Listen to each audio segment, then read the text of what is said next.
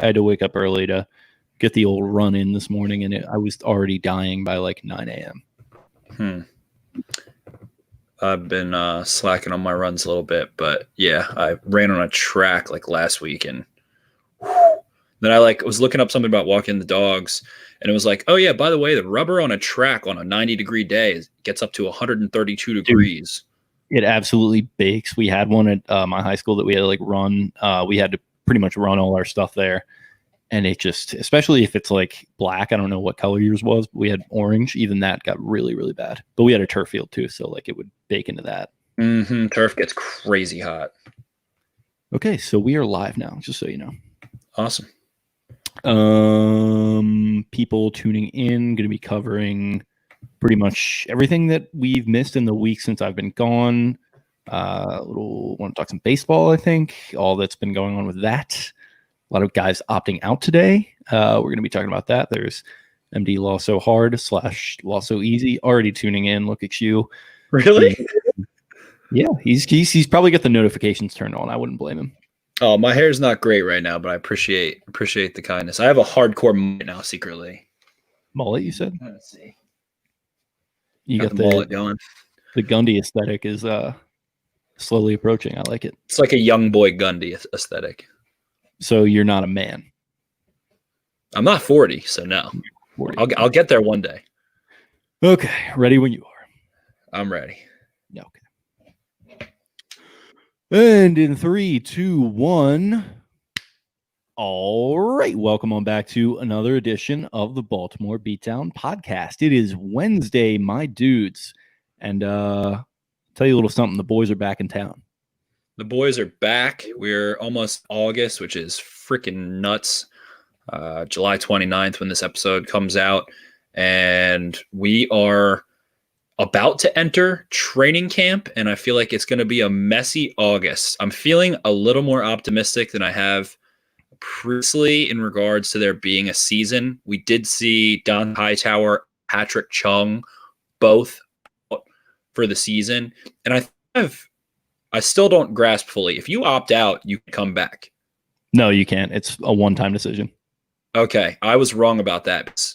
We'll get into it. The Ravens end up seeing DeAnthony Thomas, Dre Smith out, and I was not aware of that. So I was thinking maybe this is a little sneaky reserve option. Ravens are usually the mastermind, stuff like that, but they'll not be coming back. They'll not be participating in the 20 season. And apparently Nick Foles is also going to opt out. But, it's expected. Some players have kids. Some players have newborns. Hightower just had a baby like weeks ago.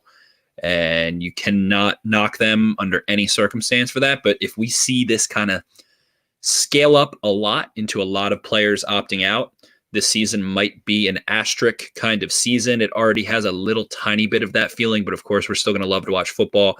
NBA's been going crazy, in my opinion.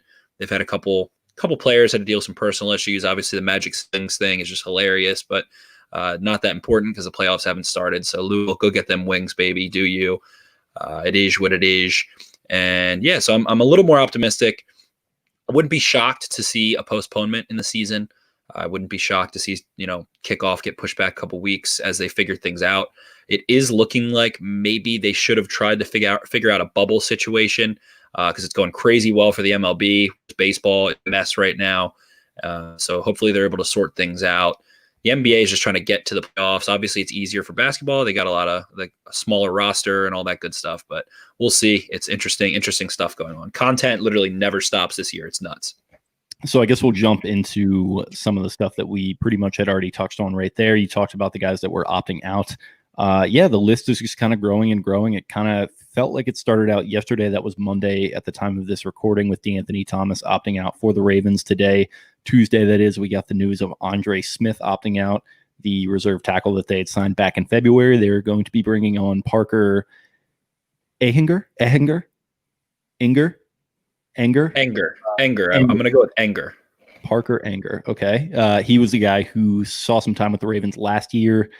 He suited up for, I think, 2 games, didn't really see much time, but he's being brought in to effectively replace Smith's spot as a swing tackle of sorts, a little bit of a different type of player. There's a younger guy who does not have much, experience, doesn't have any pelts on the wall like Smith sort of does. So, it's interesting to see. But a lot of guys around the league, like you mentioned, Hightower, Patrick Chung, a lot of guys on the Patriots, a lot of galaxy brain. Bill Belichick is masterminding this thing takes, which is always entertaining. I mean, sometimes that's like a funny, cool thing to do. With this case, you probably can't really make much of a compelling argument at all. And, it just seems like kind of the low-hanging fruit joke that I'm not going to laugh at. But yeah, you've had a lot of that going on at MLB, an absolute shit show. We did write down baseball talk, so I guess we can jump into that too. Orioles were supposed to play the Miami Marlins, the Fighting Derek Jeters, whose clubhouse has descended into absolute COVID chaos. And that's actually a good name for the eventual movie that's going to be made about this COVID chaos. Michael Moore documentary. For sure. He's going to be all over it. Got to get him out of Flint first. I mean, they should probably solve that problem first too, but that's neither here nor there. But the Marlins, not a good scene down there. They had 10 guys initially testing positive. I think another 4 came out today, as reported by a lot of these Ken Rosenthal type figures within MLB media. So tough, especially, with the Orioles. They were scheduled to play them. That's been now put off. The Orioles are going to be playing the Yankees. Sounds like the Marlins are going to be postponing things for a while. And we're going to see what happens with that situation. I feel like it's pretty germane to the NFL. They're probably going to want to keep an eye on how they handle it because there are going to be positive cases. I don't think that's really an opinion or a hot take or anything anymore. It's just a fact. And depending on whether we see a team have an outbreak like we saw to the scale of Miami, it's going to be pretty important to keep an eye on. For sure. And, it's going to get into locker rooms. It's going to happen. Going to have situations. It's all part of this whole messy situation. I think it's just important to take it easy. Don't get too upset about anything. The players are too, and let them do what's best for them. And I'm glad that these kinds of things are being included, that you can opt out, that, you get a little chunk of change, and it's not create a ton of animosity with players in the league. That's absolutely what is not needed during such a trying time with all these adjustments. You need to both be on the stage here to get things to function, to make that $13 billion TV revenue that the NFL brought in last year, which I can only assume is going to be, I can't even imagine how many viewers they'll get if they're able to get a nice clean 16 game season somehow. I would think it would go over 20 billion in TV revenue, the advertisements, everything, people watching from home, limited fan capacity. So I'm sure the NFL is really probably trying to do everything in their interest to get this show on the road. It's exciting to have Patrick Queen, the rookie class as a whole, Dobbins, Duvernay, boys, Blake Harrison, get to see the facility for the first time this week. Lamar Jackson enters the facility as the reigning MVP for the first time in Owen Mills. So the boys are in town, we're here, there, and excited. Hollywood Brown is still going insane on Instagram, working out like a madman 2-a-days, doing speed and route running and agility stuff, early afternoon and then lifting at night. Dude on a freaking path. He will be 3rd round fantasy from that is solidified, I believe. My leagues, and I'm excited. I'm excited that everybody's back. Excited to see what's going on, and it's good stuff. Look at that. You're back. I'm back. I love it. There's still a chance that things kind of, dissipate, but I think the NBA is really showing them the way. I think the NBA is doing a great job in showing them. So I do wonder, though, if they're clearly not going to be taking the same level of precaution because they kind of can't as the NBA. They're not doing the bubble thing. Maybe they could have done that if they had planned it out well in advance, but here we are. They're not doing it. There's some calls for concern, but I'm glad to see that you have climbed down off of the proverbial ledge. Yes, I climbed down. I would hindsight's 2020, but I would think that if they were to bubble, I would cut the game to 10 seasons or cut the season to games.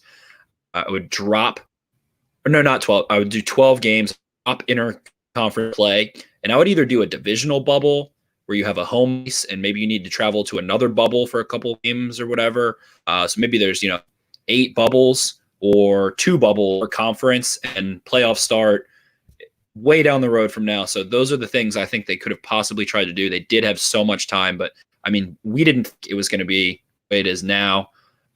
In April, we felt now you and I had kind of like the July 4th hope.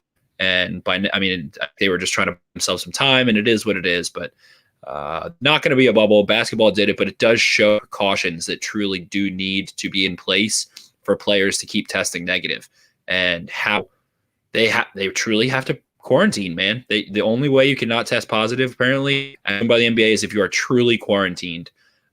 So that kind of puts it on players. It puts it on their own prerogative and what it means to them and what this means to them and all that good stuff. And if you want to go get damn good wings at Music City, you're not going to play for a couple weeks. It is what it is. Got the endorsement from Johnny Manziel on those wings too, which you love to hear. Oh yeah. I love all the content that's coming out of the NBA. You got that NBA bubble guy or whatever that's on Twitter that's putting some updates out. It's pretty cool. It's like they're having like a little slumber party just for however many thousands of guys that are in that league. You know, they're like fishing together. They're playing a little golf, and they're little. They got them a barber set up. Looks like the food's been hooked up a little better. If they had done that with the NFL, that would have been sick. I get that it's like much harder to do with exponentially more players and staff and everything. But like if they were to organize it where they went to like some facility in like Ohio or something where they just like had all this stuff that they could work with, I don't even know where you would do it necessarily with 3,000 players plus all the extra 1,000 staff and whatnot. But if you could have made it work, then it would have been pretty, at least content wise, it would have been pretty sick. They could have done like all or nothing, like, but just for the entire league in one. That's so true. It would have been awesome. So true. And the NBA has this awesome, like, I don't know, college, high school feel to it right now. Like, I feel like I'm excited because the now that there's no fans, it's kind of on the bench in the NBA to bring like the noise. And they always get excited. I mean, you see an alley-oop, your teammate does an alley-oop, you see everybody stand up and it's exciting. I think there's gonna be a lot of fun off that way. I thought baseball was gonna go in that direction because they always have the crazy out stuff, and that's just part of playing the game of baseball. I foresee some fun stuff coming in the end, but just hope that NFL gets everything together and can operate cleanly and give us a beautiful football season, and we do get robbed of a Ravens Super Window year in some capacity. I don't even want an asterisk with it, but it feels like the Ravens are ready for ball. A lot of young guys team that are still kind of trying to prove themselves. Not a lot of, older heads for the most part. On defense, there's a few, but not a lot of family guys, not a lot of, none of them, I feel like, as opposed to some other teams. So it feels like this year's just going to be about ball, and it's fun that way.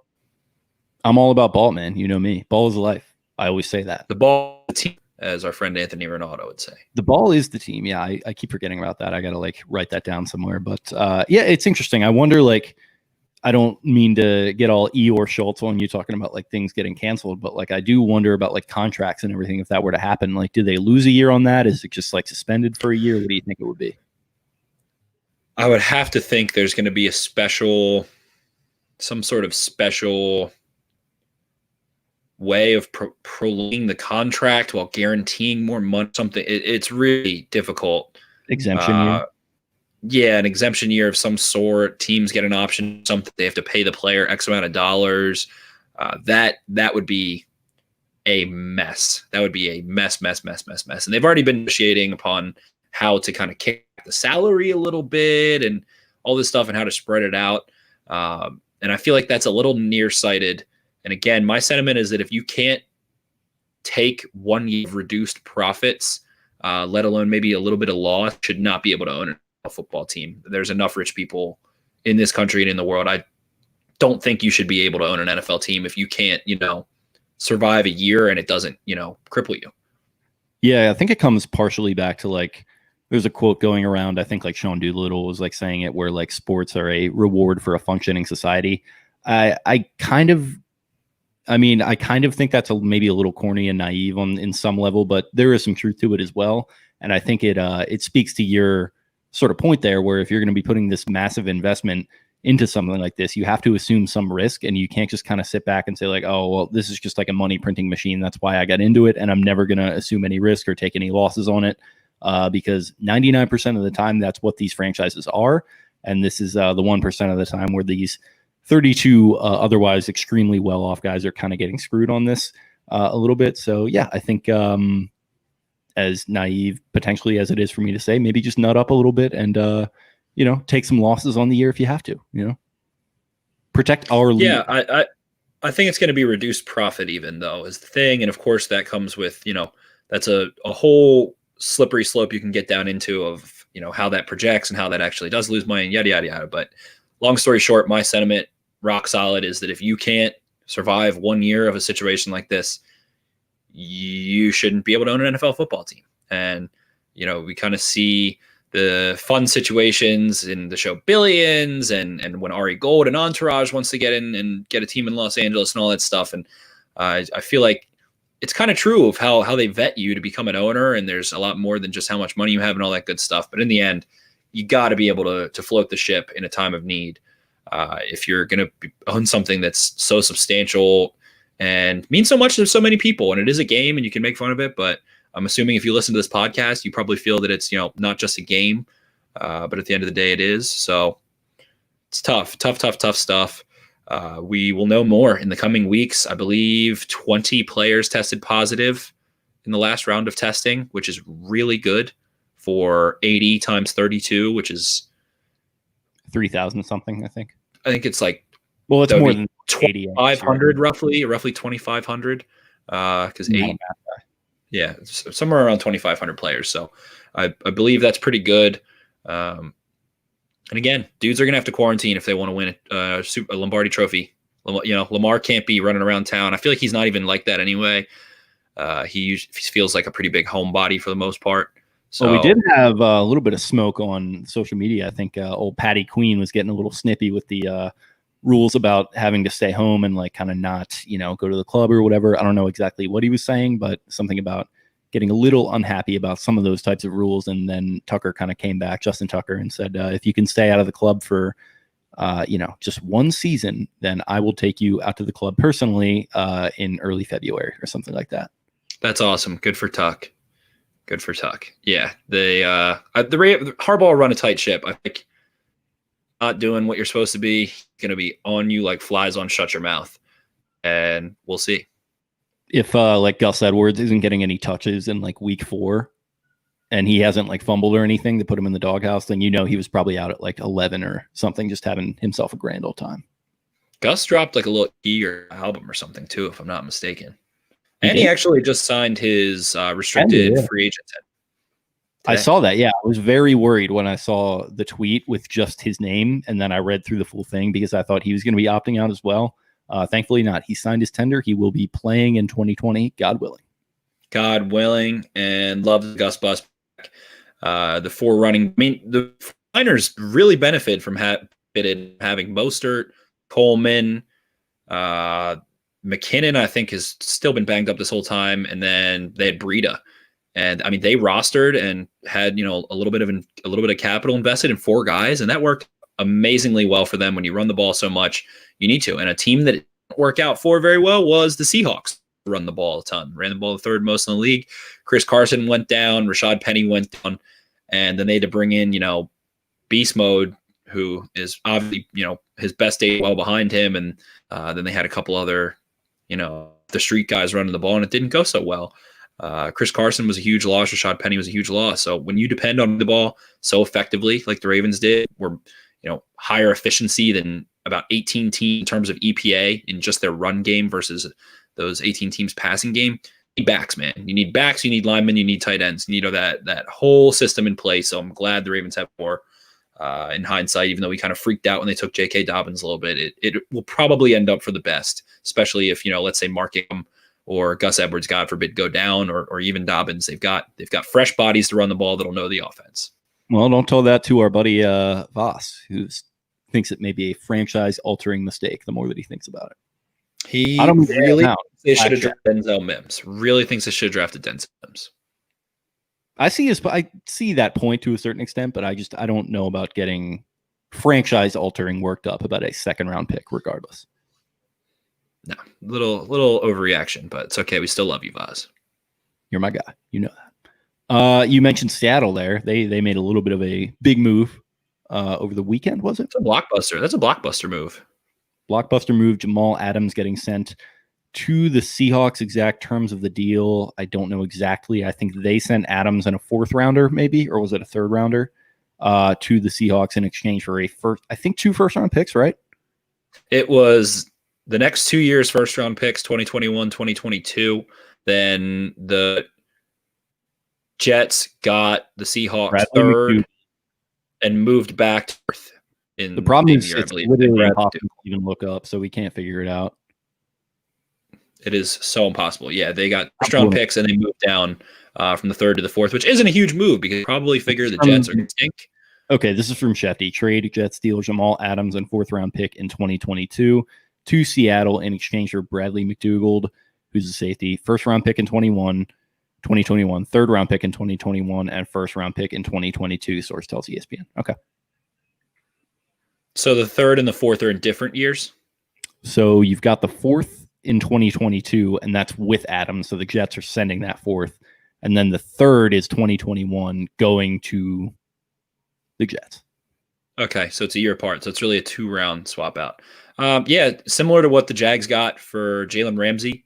Similar situation. I kind of have compared those 2 situations. Player wants out. Player wants new contract, play for a good team. Ends up getting shipped for 2 first-round picks and a little extra capital. And Adams goes to Seattle. It's easy. My initial gut reaction was, why the hell are you trading 2 first-round picks for quarterback or left tackle or something?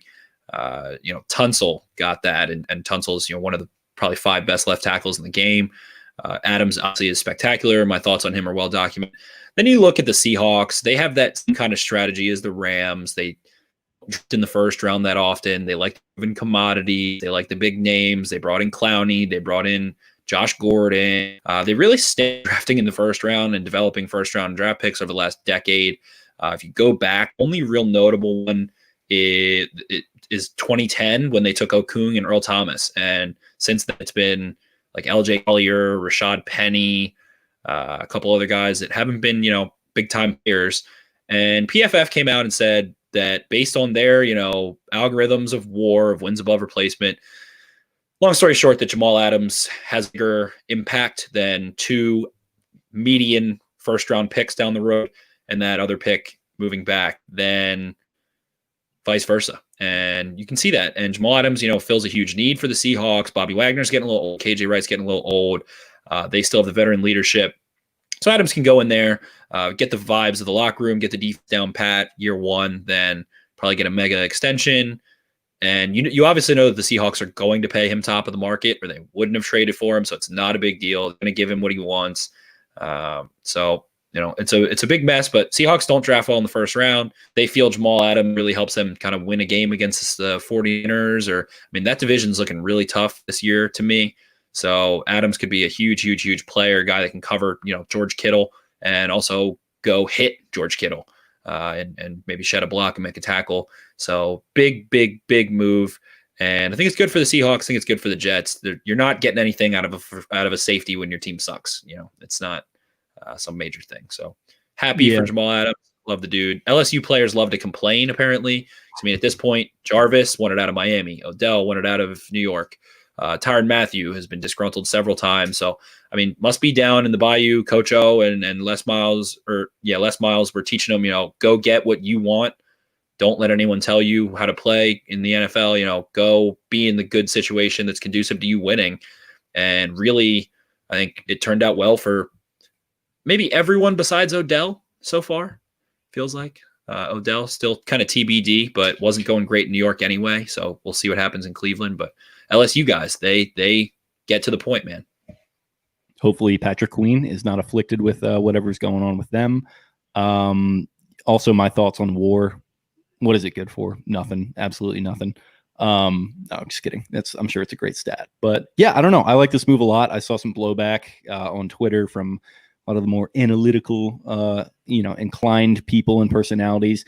I get it from that perspective, but I'm also, like we were kind of talking about there with the whole 2nd-round pick thing, but on a much different scale, I just don't really think overly deeply about that stuff when it's for a player of this caliber. I think Adams is the best safety in the league. The Seahawks are always picking the end of the first round. They always make super weird ass picks to begin with that kind of don't really tend to factor into their team too much. I guess hopefully Brooks is going to be a little bit different for them this year, but when their strategy is just not overly geared towards the draft, or it doesn't seem to be anyway, I don't freak out too much about giving up draft capital, especially for a player of this caliber. I was a big Cam Chancellor guy. I could see a lot of Cam Chancellor's game in Adams, particularly if you look at his heat map and the fact that he moves around a lot. He's not playing only safety. He's coming down in the front seven. He's making a lot of plays in that way. I mean, he had that play against Daniel Jones last year where he basically ran into the backfield and it was just like a handoff and he just took the ball and ran it into the end zone.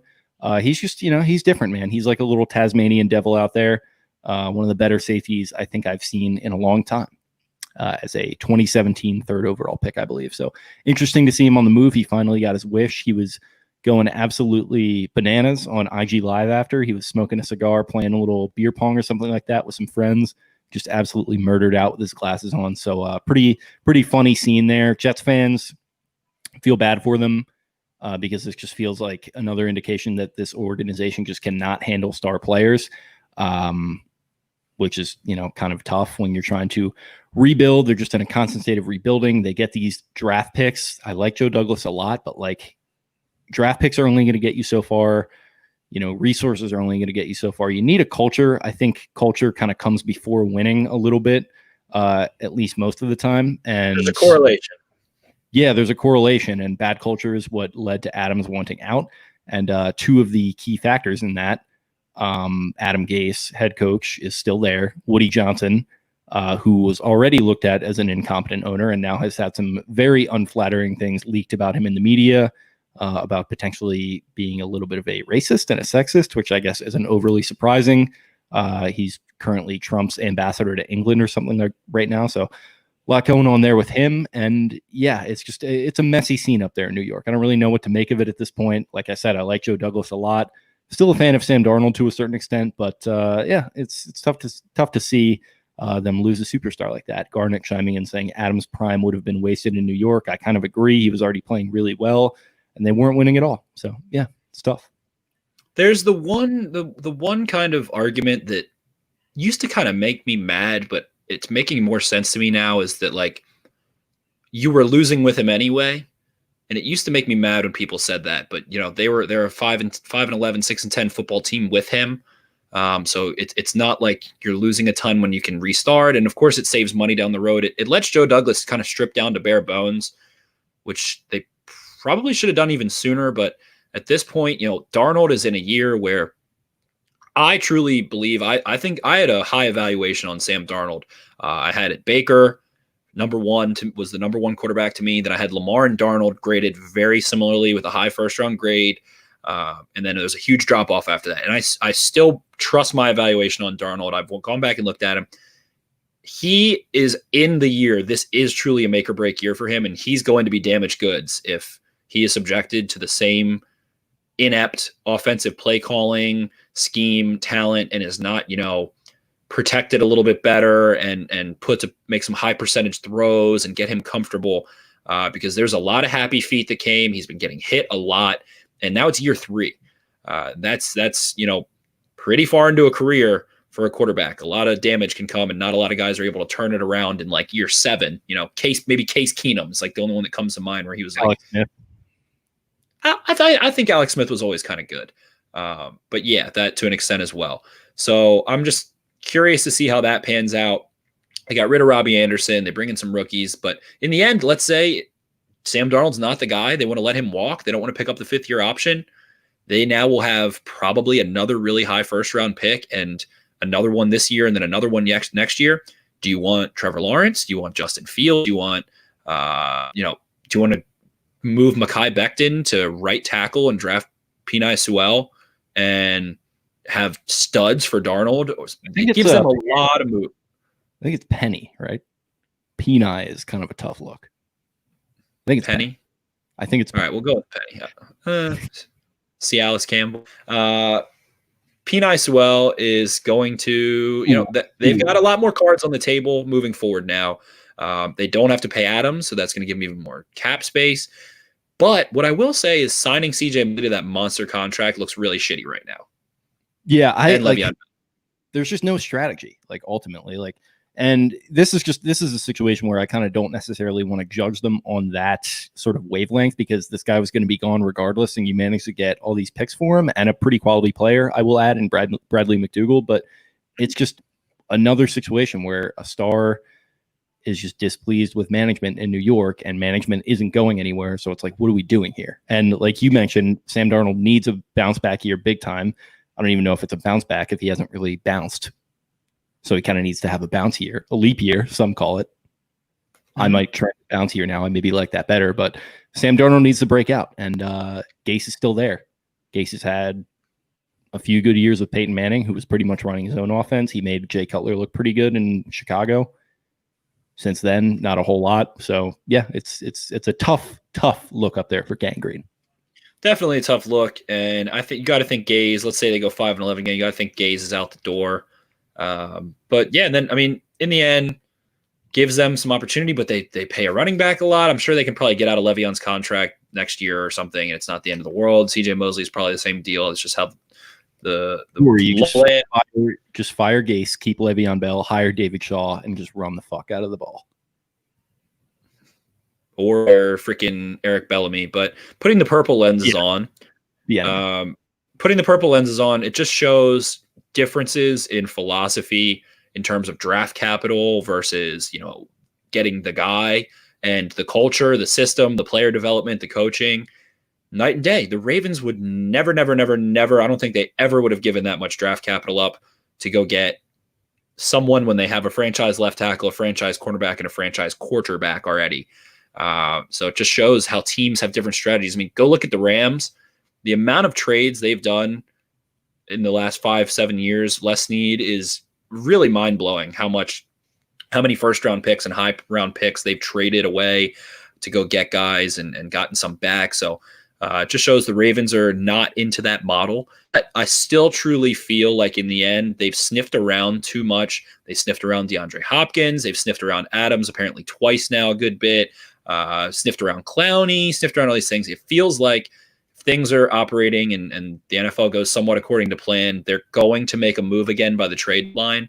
And I would not be shocked to see them deal a first-round pick or a second-round pick, but never, ever, ever in a world where you've got Lamar Jackson, Ronnie Stanley, and Marlon Humphrey, you're going to see them make a move like that. And that just shows the difference between Schneider in Seattle and DeCosta in Baltimore. And the front office, views things, different business plans, different models of business. So some fun way to look at it that way, and just examine it with the purple lenses and see kind of how different teams run things. And that's sort of where I ultimately net out on it, is everyone sort of has their reactions to it. And like I mentioned earlier, sort of the analytically inclined people were saying the Jets definitely won this. You can't give up all this for a safety. And I just kind of sit back, and maybe this oversimplifies it, but I just look at the two organizations involved. One is the Jets, and they were allegedly the winners to some of those people. And the other is the Seahawks, and they are the losers to these people. And I just can't help but think, how many times have we seen trades like this between one organization that has shown that they want to try and win a Super Bowl every year, and another organization that has been rebuilding essentially since I was born. So that's just kind of, maybe that oversimplifies it, but that's just sort of the way that I look at it. And the Jets just kind of refuse to strip it down to bare bones. And they've always kind of been 1 foot in, 1 foot out a little bit. And again, they have the running back and the linebacker with these big contracts, but they trade away the safety who's more valuable than maybe the two of them combined, and is younger and is ascending. And oh man, and Garnet West chimes in with a comment: if Gay gets fired, does JD go after Wink Martindale? Probably. Yeah, I think so. Probably. That would make a lot of sense. Wink's been around for a few years now. He seems so entrenched. I actually listened to Eric DeCosta's interview with Albert Breer on Monday Morning Quarterback and his podcast, and a gentleman in Twitter sent it to me and told me to listen. I don't normally listen to that, but the interview was not the current Raven, all just about Eric DeCosta and how he got to where he is and all this stuff. And it just gives a lot of insight into maybe why Joe D really is signing so many Ravens. The personnel that the Ravens have had in the front office and the coaching staff really is extraordinary in the last 20 years. It's kind of insane to think about, which really includes Eric Mangini in like 19 freaking 4 and 96 when the move happened. Eric Mangini was originally part of, like, You, dating back, there's all these. have you seen that Cleveland 95 documentary? Mm-mm. So it's a football life. And yeah, it's basically that whole origin story of the Ravens, essentially, and also of all these different executives and coaches that got their job. You had Mangini there, you had Pioli, Nick Saban, Savage. the guy in Atlanta, Dimitrov, I think, was there. Yeah, Savage, just all these guys that were essentially ostensibly working underneath Belichick and Ozzie. And like, that's kind of how all of that, those guys splintered off and became very successful in their own right. And then obviously Belichick went on to become the greatest of all time in New England. And Ozzie became one of the great GMs. Ozzie might be the greatest of all time GM. The hits he's had, the Hall of Famers, all the good stuff. The way that the Ravens were always able to get free agents for decent contracts. And, Ozzie was perfect for a couple of years toward there, but he's still he changed the football team.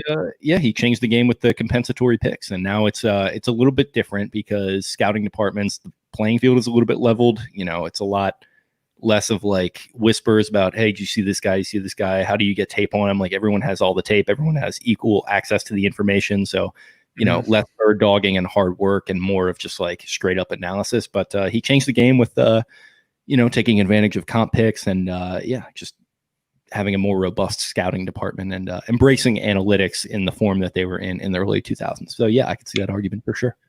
Right. And then that ties back to what we started on, which is that Joe D is doing everything he can to get players who understand culture, understand what the front office is supposed to be like, how the coaching structure is supposed to work, how practice is supposed to work, how, you're supposed to carry yourself as a man and as a professional and all those things. So it makes sense. I mean, Ravens, I don't call them the best organization in football, but they're consistently really good. Them, the Steelers, the Packers, the Patriots, the Seahawks over this past decade. I mean, you want to go steal a little bit of that magic, and Joe D was a long time, and it's just unfortunate. And you kind of see the difference in ownership and the way they run right now. Woody Johnson is actually going through a huge scandal in terms of being related to the Trump presidency, the White House, and trying to benefit the White House monetarily with his ambassadorship. And I mean, yes, I don't think Jets fans don't love Woody Johnson by any means. For the ones that I'm friends with, at least. And it just shows, how things go right, how things go wrong, and how guys will be saying, if you're a casual Jets fan, you might be like, oh, Joe Douglas sucks. This guy's a horrible GM. But I mean, people have to for cards. And that's why the interview or a tougher hand, I should have said, but that's why the interview from Eric DeCosta is fascinating, because Breer asked him many times about, you had a lot of opportunity to leave Baltimore.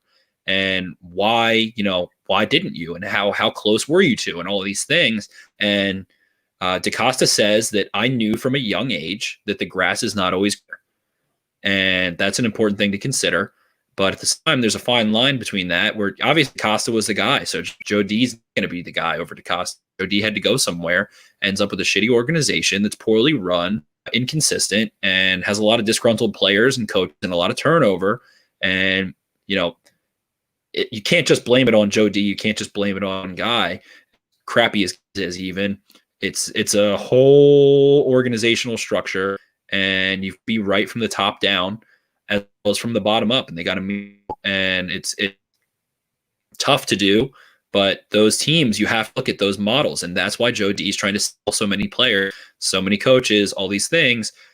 You want a little piece of Pittsburgh. You want a little piece of Green Bay, Seattle, England, all these teams that are consistently appearing in the playoffs, getting good players, making good decisions. You want to try and steal some of their mojo, as you should. It's a smart move to bring guys from those places. And New England players, Patriots players on the free agent market get over 10 times out of 10 because they have culture. They want to know, they want the players to communicate that thing. That's why, I mean, how many freaking head coaches directly under Bill Belichick? 7, 8, 9. It's wild. So it's the hierarchy of the NFL, and it kind of shows in this trade. The Seahawks, the Jets, and Garnett asking a great question about him after Wink. I would think he absolutely does. Yeah, man. If they did it though, I wouldn't be able to get it out of my head that literally almost a decade ago, a little bit more, the Jets hired a Ravens defensive coordinator to be their coach. who essentially followed the exact model that he had seen with the Ravens a year prior in drafting a rookie quarterback, starting him right away, building a strong defense, and then going to a couple championship games, and then the bottom completely falling out. So you wouldn't want to see that happen. In fact, if I were the Jets, I'd probably go after Roman. If Sam Darnold has like a decent year. I think that Rex Ryan are two very different people. While might be somewhat similar, football lines. I'm not even trying to make a comparison between the two guys. I'm just saying that like the Jets are literally just repeating history I don't know, like kind of. They were played in championship games with Rex Ryan, though. That's the thing. They're not even fucking close right now. Yeah, it's repeating that well up above in my mind. No, it's definitely, and they had like Brian Schottenheimer calling plays with like Mark Sanchez, so it was a tough scene on offense, but it would feel like history repeating itself a little bit. I would go after Roman if I were the Jets. Absolutely, yeah, it makes a lot of sense. But it's just crazy. The Ravens had the two highest vote getters assistant of the year. Roman, Salah might have been second, and maybe Wink was third. It might have been that way, but two of the most well-respected executives, and why? It's because they actually had a coach that isn't a play caller. That it can be, as I like to say, a play caller's paradise. And Roman has autonomy to a pretty high extent. Wink has autonomy to a pretty high extent. That's a play caller's paradise. And I guess looking at those teams, Pete Carroll does have pretty strong defensive influence, but he's not going to be calling plays. You look at the Packers, they had McCarthy call plays, they end up firing him. You look at the Steelers, Thomas, same Harbaugh, a play calling, overbearing, authoritarian, but executive. He's president of the football team, of the actual football team. So to a degree, are quite successful. And Belichick doesn't call plays. He listens, but he doesn't call plays. So I think that's the best way to go in the end for me, because having such a responsibility of being a head coach, and where so many I feel go wrong is putting too much on their own plate and not being able to delegate successfully and bring in other good coaches. I feel that being able to bring in and delegate is a better skill than being a really good play caller as a head coach more times than not. So I like going that way. I like going in that direction. So that's why I think Wink, I don't know. It kind of sounds like he doesn't really want to become a head coach terribly. A lot of defensive coordinator, Wade Phillips was a coach. He was a decently successful one, but gets back to his roots of calling plays, and some guys are just that way. Greg Roman's an amazing play caller. How is he as a head coach? We don't know. Michael Scott was a great salesman. Michael Scott was a great salesman, terrible manager. Exactly. You call that the Peter principle, when you're qualified enough for one position and then you go up and you're not qualified for that. So little knowledge here on a Tuesday night. So I guess we've covered enough Jets Seattle talk. We've talked player opt-outs. Pretty much all we got left, little NFL top 100. What are your thoughts so far? I love the NFL top 100, and it's so funny when I go on Twitter and everyone's complaining and said like, and Todd Gurley at 50 was bullshit, whatever. But I don't like the list. No, I love that. Like, it just makes me laugh. It does make me laugh. And then they show this montage when Todd Gurley comes on. It's like, what do you do? Like, they know that but he was actually Todd Gurley had I'm pretty sure scored 10 touchdowns. Like, he lit it up a little bit. He's a great football player when he's like 100% healthy. Well, he was number 4 last year. But so people get into that and get really mad about it. But I love watching it because I love hearing, like, one of my favorite ones so far was Christian Wilkins. They were interviewing to talk about Zach Martin, who was, number 60, 70, whatever he was. And Christian Wilkins is talking about the technical prowess of Zach Martin, and then showing plays and talking about plays where Zach Martin is laying on top of Christian Wilkins in inside zone stuff and all these different plays. And I just love hearing the players talk about it and they admire and who they model their game after and all that stuff. And everybody flips out about the ranking, like, oh, you're disrespecting so-and-so. But it's not Mark like Andrews that. The players, Mark Andrews notably not on the list, which is kind of a tough scene. Neither's Darren Waller, 1,000-yard tight end. Who? Darren Waller didn't make it either. Oh, yeah. 1,000-yard tight end. And it happened. But I just love players to each other. The players don't take it seriously. They fill it out. They fill out the highlight guys, the popular guys, whoever's doing well that year. But I just love the part of it where you get to see, guys talk. I love hearing offensive linemen talk defensive linemen, who they think is a tough matchup and why.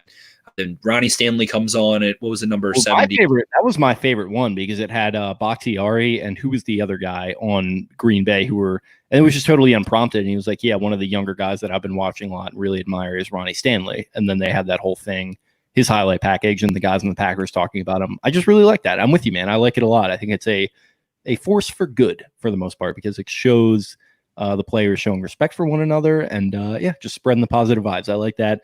The rankings you can pretty much throw out. Just it is shitty that like I don't even think you throw them out. Like it's who the players are like think is popular and think is good and like is a highlight guy, like big names and stuff. It's just funny to see who they think about. And then Bakhtiari I actually love too because Aaron Jones they interviewing to talk about Bakhtiari. And he was like, every time we run a toss with him, sprinting out to the sideline, I just stay in his hip pocket and am amazed by what he does in front of me. And he talks about this one specific toss. I think it was against the 49ers. And you see Bakhtiari just destroy a quarterback like 8 feet, like send him flying out of bounds from well in bounds. And it's very, very fun. See the players like kind of ooh and ah at each other. And then Mark Ingram talks about Ronnie Stanley and, people are talking about all these different guys. So I think the actual interview part of it is amazing. And like you said, the ratings you can throw away, whatever. But to me, that's the good stuff of it. I like to hear it. It's fun to watch. I think it's just fun to watch. It's a point of respect if you get on there, and the guys I'm sure that don't get on there probably get a little bit pissed That is off. a really good way to put it. They put it who they respect. They're not getting into the yards per route run and the freaking, advanced metrics of debate. It's very base level jaw in your lower mouth football guy shit. And you're just like, this is like, I went up against this guy. He's like, and I think they do 1 through 20. He's like number 17 or whatever, which I like a lot. There's plenty of room for the quality analysis and your PFFs and like whatever else that you've got out there that you can go and look at and Warren Sharp. And this is all great. But, sometimes I like to just sit down, pop a little popcorn, pour a little red and just talk some fucking ball and watch some guys talk about, the other guys around the league that they respect. And if you want to get on that list, then keep going out there and earning it. Marlon Humphrey tweeting 3 years ago, I want to be on the NFL Top 100, comes in at number 86, I think. Some people getting miffed about that, whatever. He's on the list. It's cool. Mark Andrews should have been on the list. He's not. Go out and earn it next year. That'll be very cool. Everyone's like, how dare you disrespect Marlon Humphrey, blah, blah. Like, Marlon Humphrey played really well last year, like 2018. And he could have been on it every year of his career. His rookie year, he didn't play quite enough, but yes. And you have to earn the respect. I really like what you said. I hadn't put it that way. It's who the players respect.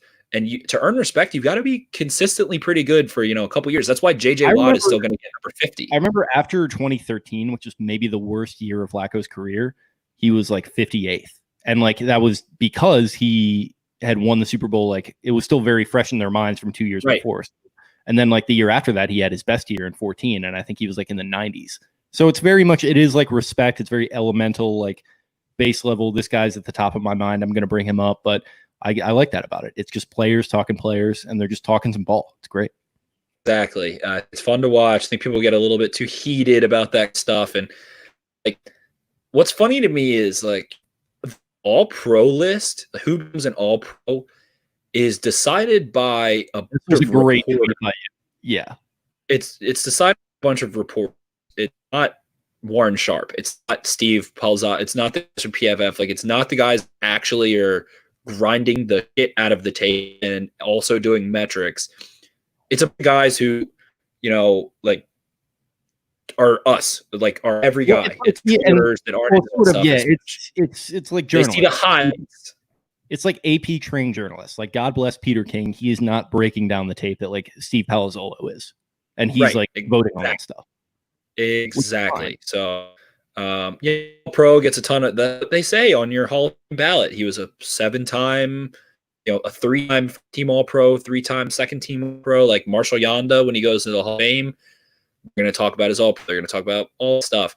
But at the same time, it's very arbitrary. So there's no point in complaining about it. If you make an opinion-based list, you're someone's gonna get mad. Someone's gonna say disagree. You need to get over it. Just get over it. It's not ever gonna be right. You're never gonna agree with everything. There are some, like, that's why I mentioned Todd Gurley. None of us are say Todd Gurley is the 50th best player in the NFL last year. But the players, still think he's a freaking dog and respect what he does. They respect his work ethic. They respect his talent. So they put him there. Someone put him on. You know what? Todd Gurley is probably in a little bit of a tough place right now mentally. He's had all these injuries, and he had a tough year last year, and he kind of washed out of LA. What a great way to look at it. Maybe it's just a good thing. Be happy for Todd Gurley that he gets to see that. He gets to see those guys talking him up, and he's like, you know what? I'm going to have a good year this year. I had a shitty year last year and might still put me 50. That's a good little ego boost. He's had a tough injury situation. That's a great way of looking at it. I'm very happy that you said that. Thank you for saying that. There's just so much negativity in the world. Let's just have a little bit of positivity here with this. Absolutely. And we can both be negative Nancy's about different things at different times, but you like that outlook on it. Look at it for what it is. Don't look at it for what it's not. Enjoy it. If you don't want to watch it and you think stupid, then don't fucking watch and shut the hell up. That's mainly the thing with it, is like, you really just don't have to be tuned into this at all. Like, it is literally the least important of like any rankings you're going to see NFL wise. So you just don't have to be following this. And if you do want to hate follow it, then whatever, but just know that you're wasting your time. Like, just chill out. Take it easy. Take it easy. It's just a little thing that I really enjoy, and you do too. So we see Devin Funchess also opted out, who is the quote-unquote see the big addition to the Packers offense. Their passing game this year. You hate to see that for Aaron Rodgers again, but long story short, NFL Top 100, I enjoy watching. And continues tonight at 8 p.m. I'm actually excited. I forgot it. I didn't realize it was going every night. I'm pumped. Oh, it's on tonight? Yeah. I think it's going to go straight. Your boy is smack dab in a little bit of a Mad Men binge here. So I'm going to probably be missing that, but I'll watch the Lamar video if it comes on.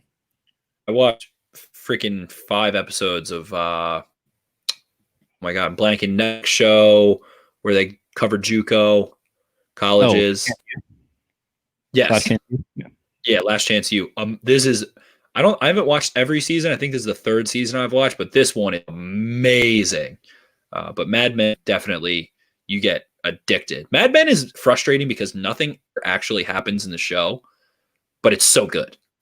Yeah, it is. I think I've struggled with that in the past. I tried to watch it when I was younger, particularly like in college, and like this was at the same time I was discovering all these shows like The Sopranos and Breaking Bad, and I was like, this is boring. Having a little bit more life perspective, I think, helps watching it. Absolutely, and I know a huge part of those shows is nostalgia for people that were alive during those periods, and that's why like Mad Men got such insanely great feedback on that part of it, of being accurate with error and the clothing and the way that things look. Like costumes are incredible. Like you really don't see a lot of that these days.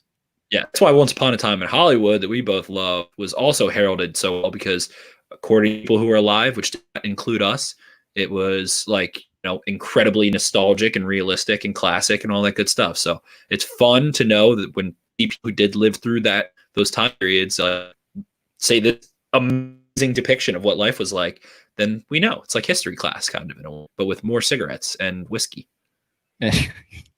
Just like boozing literally all day, smoking like Lucky Strikes, and just everywhere. Being an absolute shithead towards women. I mean, it's something. Matthew Weiner, the creator, actually from Baltimore. Really? Yeah, he's I think he went to Park maybe for elementary school, the Park School, and I think they named a building or something after his family. I could be wrong on that. There's some like Weiner theater stuff in Baltimore. I think it's named after that family. Would make a lot of sense, but of Mad Men, very, very, very great show. Haven't finished still though. Haven't finished it. Neither have I.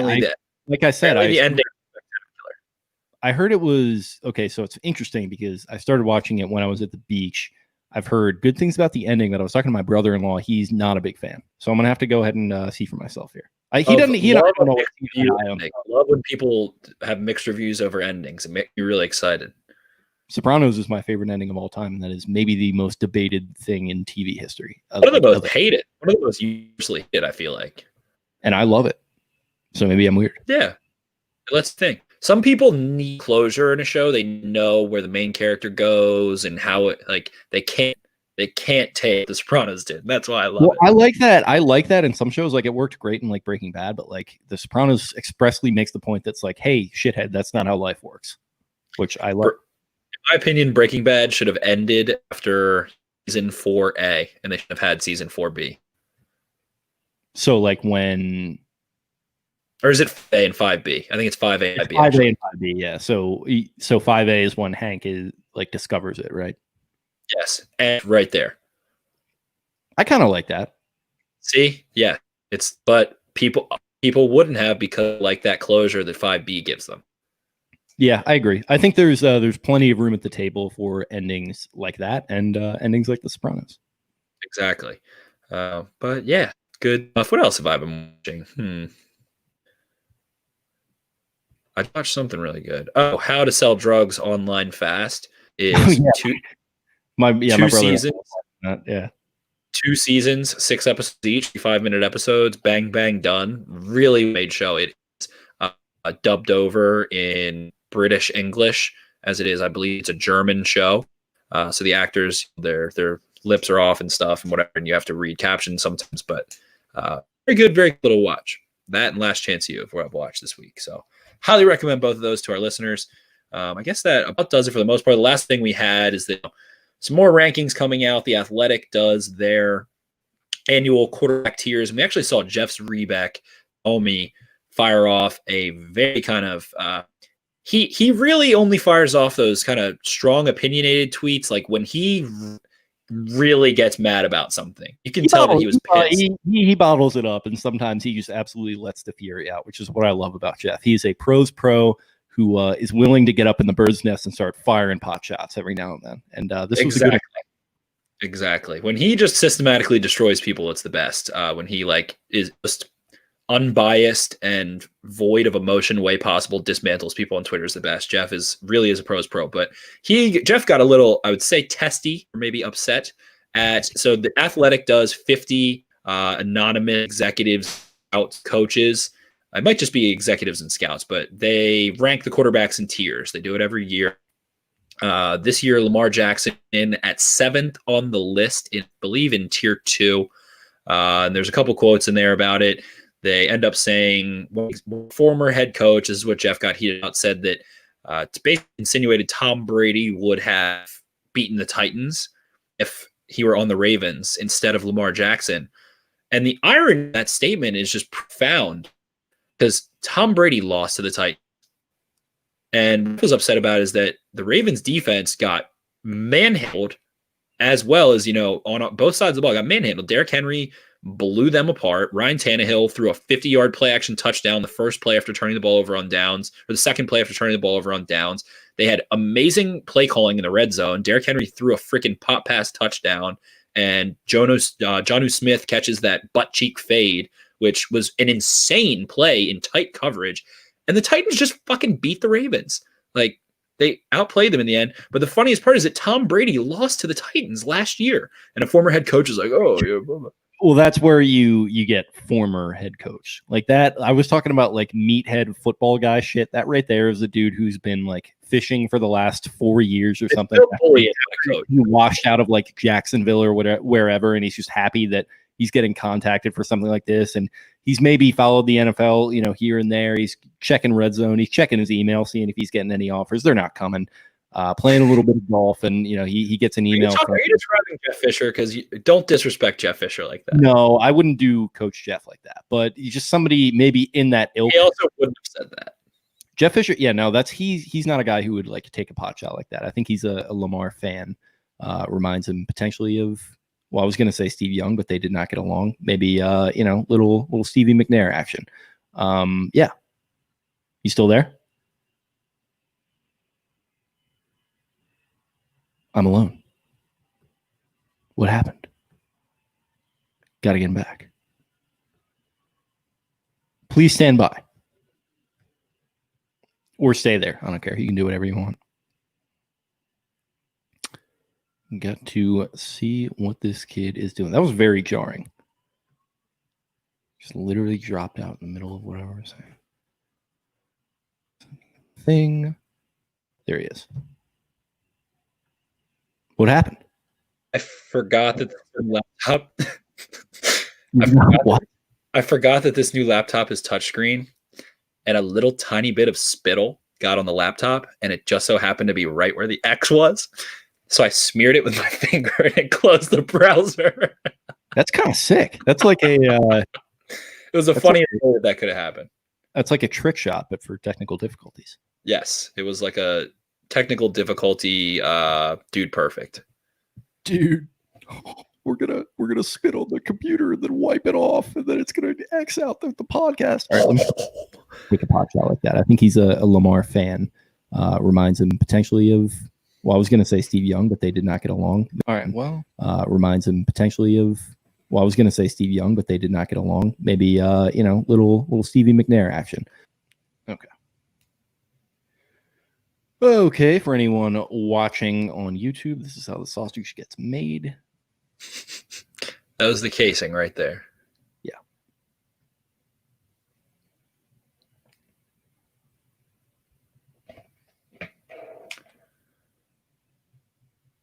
And I think he's a guy who would not take a pot shot like this. I don't know who it is necessarily. Maybe I feel like this might be a Doug Marrone situation. Doug Marrone might say that. I like Doug Marrone, and he was a pretty successful coach with a weird team, but not as I could see that. Jackson. Not even as like an insult to Jackson. I feel like he'd just be like, yeah, Brady, he's an intangible guy. He works really hard. Like I like not realize what actually happened. Yes, that would make sense. But then another executive goes on and calls him the most dominant player in football. So it shows varying opinion from these various people, and one of them was a former coach. So that, like, why the hell is he included? And if he's the one who's talking the old smack. So Lamar comes in at number 7, right behind Tom Brady. Lamar got tier 1, 16 votes. You basically rank them.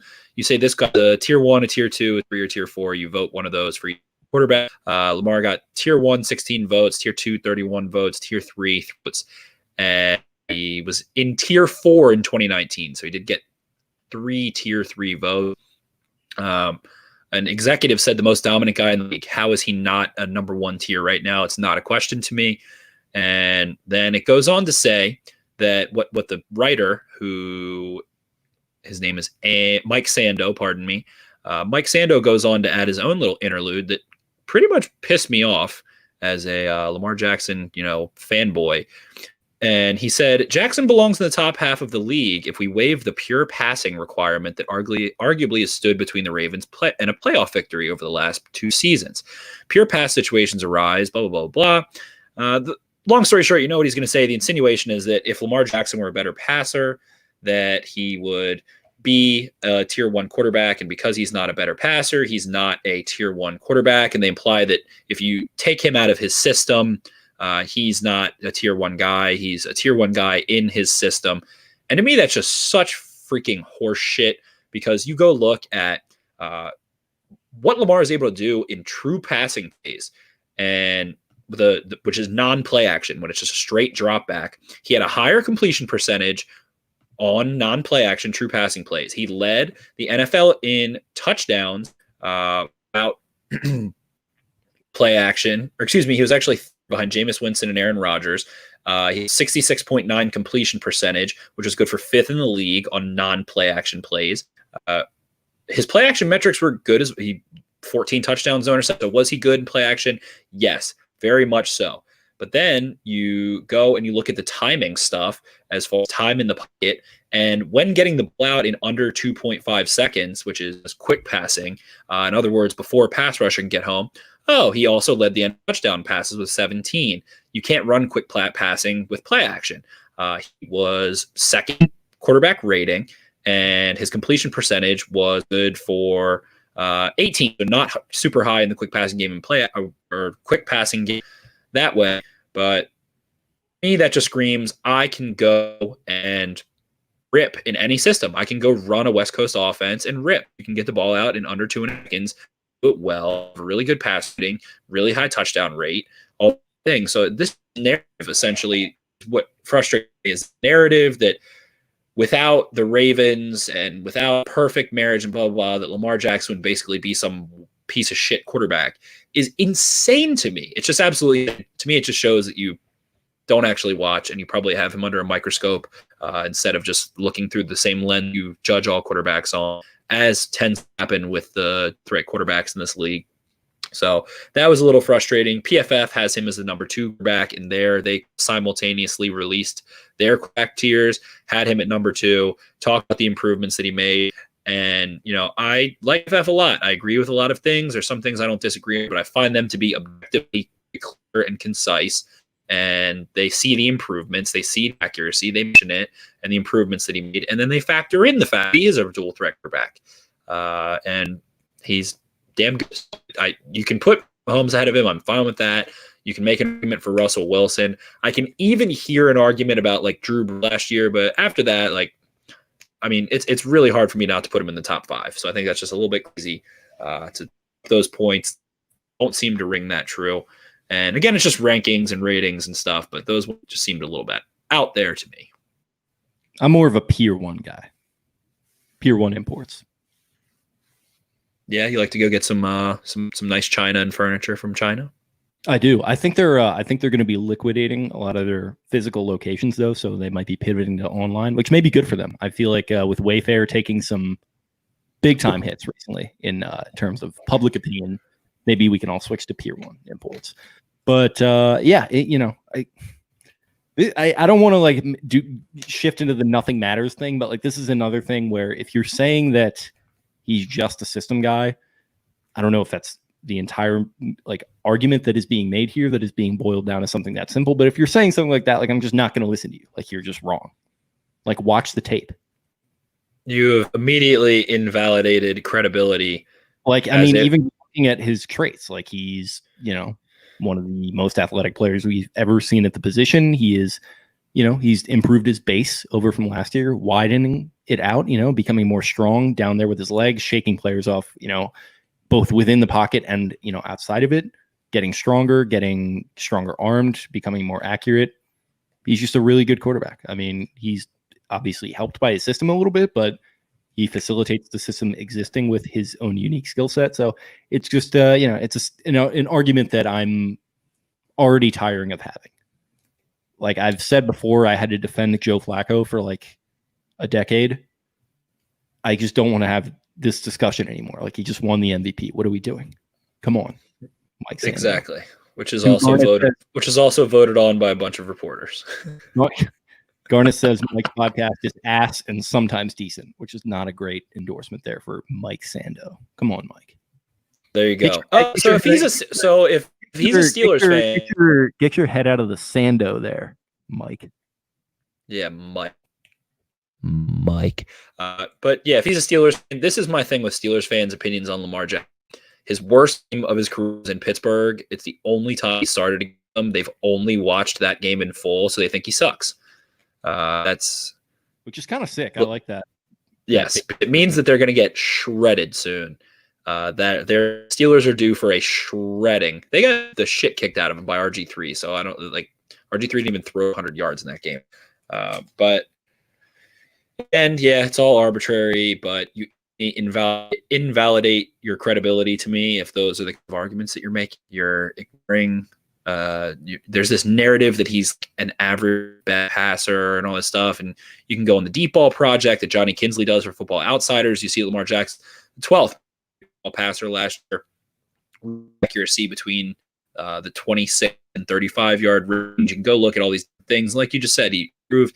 But the number one most slept on thing is always and will always be what our good friend Matt Walton said, and it's that he is the highest of the highest level processor on, second and third read stuff. He got a really high grade from PFF on second read and third read, throwing that. And if you're not looking at how he's able to process his defense once the ball snapped, then you're ignoring arguably his greatest strength, especially as a passer. So if you're just not bring that up and not think about that, then you're invalidated. Not credible. Garnet asks opinions on John Daka.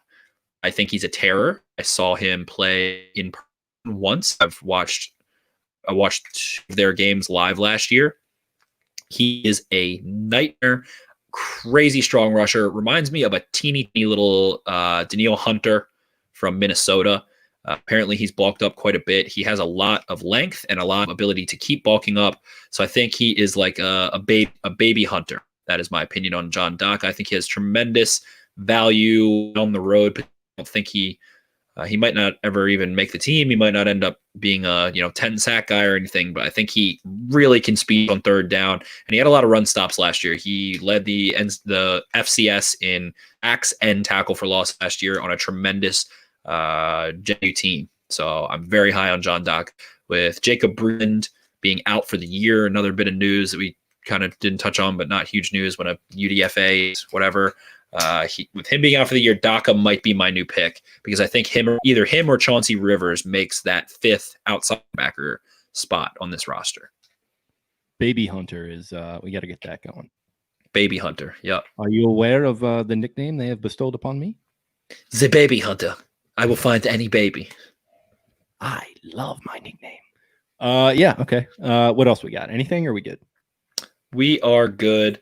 I think that gets us out of here.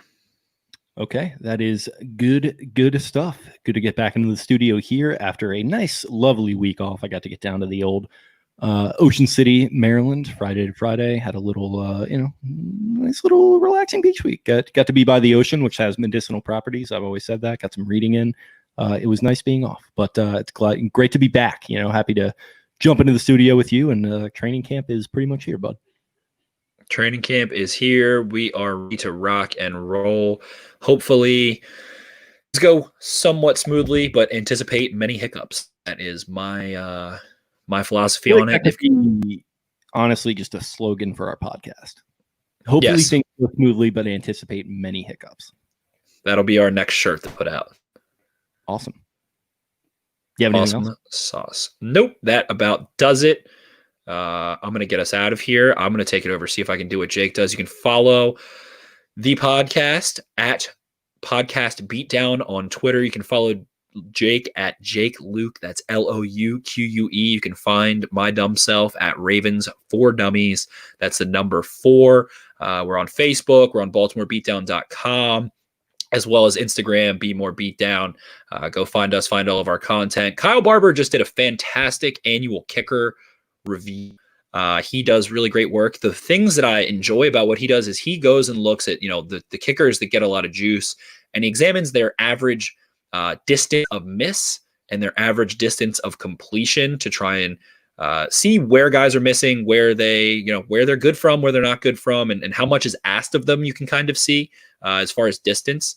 And then he also broke down the dome versus retractable roof versus outdoor and all of those different things. And you can kind of go examine some different things. Kyle is a special teams guru. He loves special teams, all things special teams. So definitely go check out his annual kicker review, available now at BaltimoreBeatdown.com. And we're going to start trying to pump some more articles out as we get some stuff going. But at this point, I am a little burnt out on stuff from last season. I did the screen thing. I did the offensive preview thing, and I rewatched every single Ravens play from 2020, and I'm good. I don't ever need to watch those again. I was actually joking about that with Jonas Schaefer because I charted every single screen, which encouraged me to go back and just watch every single play. And I misunderstood a tweet that Jonas sent me back in June, where he told me that he charted every single screen, and I misread what he said. So I ended up spending a month rewatching every play and charting all of the screens, only to find Jonas had already done it. But I missed 3 and he missed 2. So together we found all of them in the end. We got to get him on. Really funny. I think we've had him on the show twice, and you haven't been able to make it both times. Correct. We'll get Jonas on soon.